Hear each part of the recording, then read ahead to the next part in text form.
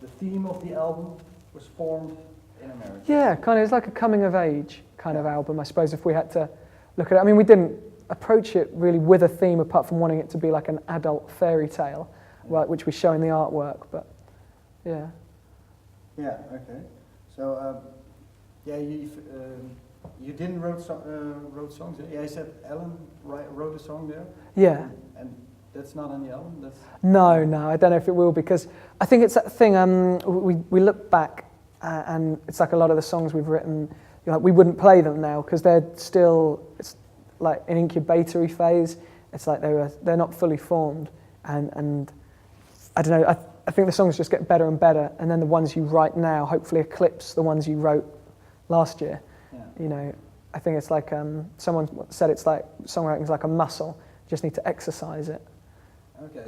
So can you say that?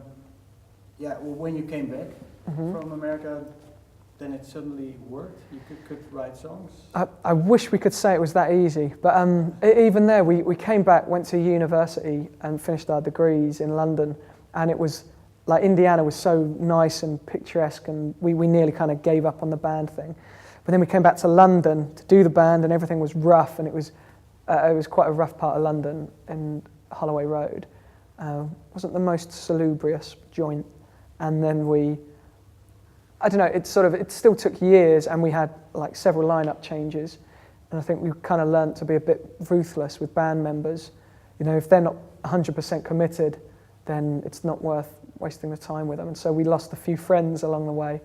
But then we met someone through another mate's band, and that was Toby Smith, who used to be like the music director of Jamiroquai back in the day, and he's now was just setting up on his own as a producer, and so he sort of helped develop us. And I think it's really important to take advice from someone who's been there, seen it, and to not be too proud. Yeah. Okay. But around the time, you found out that it was important to do all or nothing. You go for it. Yeah, definitely. I mean, being in the band has influenced every decision Al and myself have made over the last 10 years, and it was no different really. And for us, we were determined. Like in the end, we were working kind of bad jobs. I sold my body to medical science, and Al was working in this rough school for like kids given their last chance at education. They were like 15, 16, and he was like literally getting kids telling him that they were going to kill him like every day. And it wasn't a fun time, but in the end we gave up our jobs and just lived on benefit from the government for a few months. And I think you need to be prepared to give it everything. So we kind of feel like we've earned this. You know, like it's gone well in the UK at the moment, but we feel like, you know, it's no overnight success. It's been tough, but it's made it very worthwhile. Yeah, so it's very rewarding now?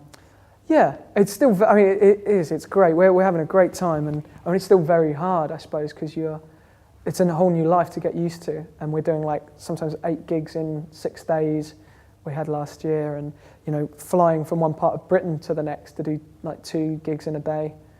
So it's great fun, but